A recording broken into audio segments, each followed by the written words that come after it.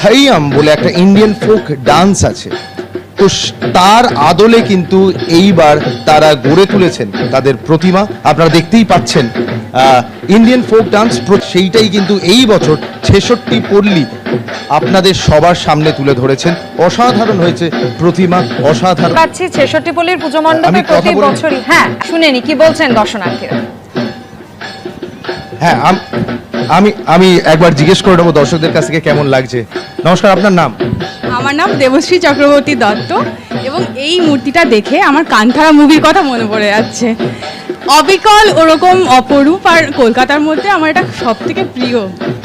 এইটা কিন্তু আপনাকে জানিয়ে দিই, এটা কিন্তু থাইয়াম আর্ট ফর্ম, কেরালাইট আর্ট ফর্ম বা ইন্ডিয়ান ফোক ডান্স বলা যেতে পারে, কেরালা ডান্স, তার আদলে তৈরি। তো সেইটা ওই কান্তারা আপনি যখন বলছেন তখন অবশ্যই তার সঙ্গেই এই বিষয়টা আছে।